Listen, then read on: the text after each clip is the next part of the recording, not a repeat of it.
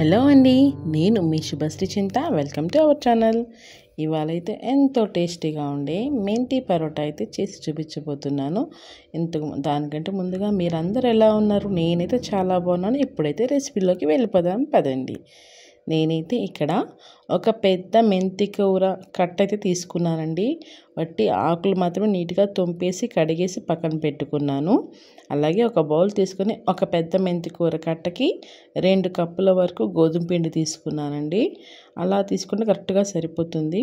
ఇప్పుడు నీట్గా కడుక్కున్న మెంతి కూరని చిన్న చిన్నగా కట్ చేసుకొని ఇందులో వేసుకుంటున్నాను.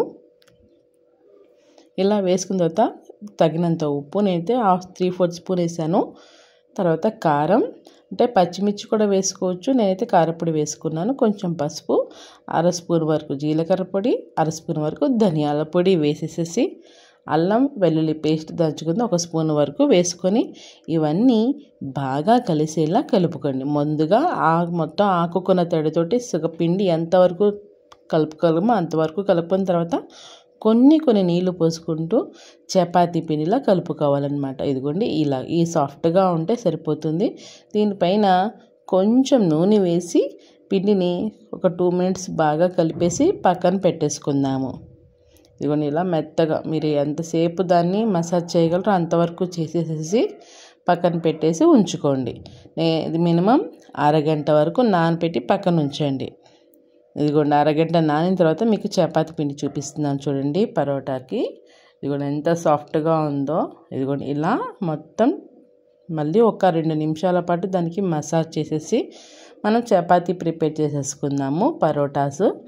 ఇదిగోండి ఇక్కడైతే నేను చిన్న చిన్న పరోటాస్ ఇక్కడైతే చూపిస్తున్నాను కదా, ఆ సైజులో మీరు ఏ సైజులో చపాతీ చేయాలి పరోటా చేయాలనుకుంటున్నారో ఆ సైజుగా చపాతీ పిండి తీసుకొని రౌండ్స్ చేసుకొని బాల్స్ కింద చేసి పక్కన పెట్టుకోండి. నేనైతే అన్నీ చేసేసి పక్కన పెట్టుకున్నాను. ఇప్పుడైతే పరోటా ఎలా చేయాలి అనేది చపాతీ మనం ఎలా చేసుకుంటామో అలాగే చేయాలండి. కానీ ఏంటంటే మరీ పల్చగా పామేయకూడదు. అలానే తిక్కుగా పామితే మనకి చపాతీ కాల్చేటప్పుడు పచ్చి పచ్చిగా ఉంటుంది. అందుకని మీడియంలో చపాతీ చేసుకోవాలి.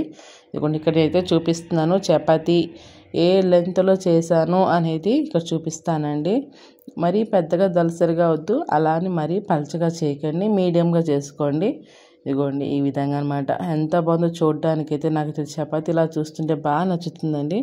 మంచిగా అలాగే నేను మిగతా ఉండలు కూడా చేసుకున్నాను. అలాగే 2-3 చపాతీలు మామూలుగా పామేసుకొని పక్కన పెట్టుకుంటున్నానండి.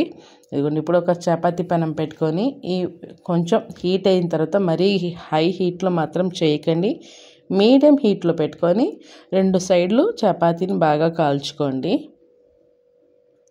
ఇదిగోండి కొంచెం చిన్న చిన్న బబుల్స్ వస్తున్నాయి కదా, ఆ టైంలో మనం చపాతీని టర్న్ చేసామంటే బాగా కుక్ అవుతుంది. ఇలా బోత్ సైడ్స్ 2 వైపులా బాగా కాల్చుకున్న తర్వాత ఇక్కడ నెయ్యి కావలిస్తే నెయ్యి, వెన్న కావలిస్తే వెన్న, ఏదైనా వేసుకోండి మీకు నచ్చిన టేస్ట్ని బట్టి. నేనైతే నూనె వేసి కాలుస్తున్నాను. దీనికి వెన్న వేసి కాల్చిన చాలా బాగుంటుంది. అలాగే నెయ్యితో ఉంటే నెయ్యి ఇష్టపడే వాళ్ళు ఉంటే నెయ్యి కూడా వేసుకొని కాల్చుకోవచ్చు. మేమైతే నూనె వేసి అయితే కాల్చుకుంటున్నాను.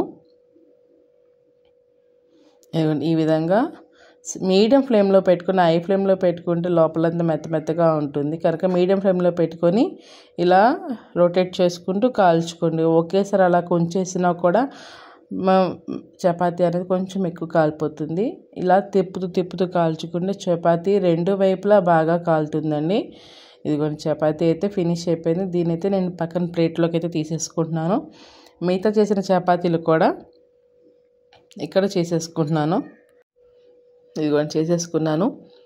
మొదటిసారిగా నా వీడియోస్ ఎవరన్నా చూస్తున్నా ప్లీజ్ అండి వీడియోస్ చివరి వరకు చూసి నచ్చితే లైక్ చేసి సబ్స్క్రైబ్ చేసుకోండి. మీకు తెలిసిన వాళ్ళు ఎవరికైనా ఈ వీడియోని షేర్ చేయండి. నా ఛానల్లో ఇంకా డిఫరెంట్ ట్రెడిషనల్ వంటలు అయితే ముందు రాబోతున్నాయి.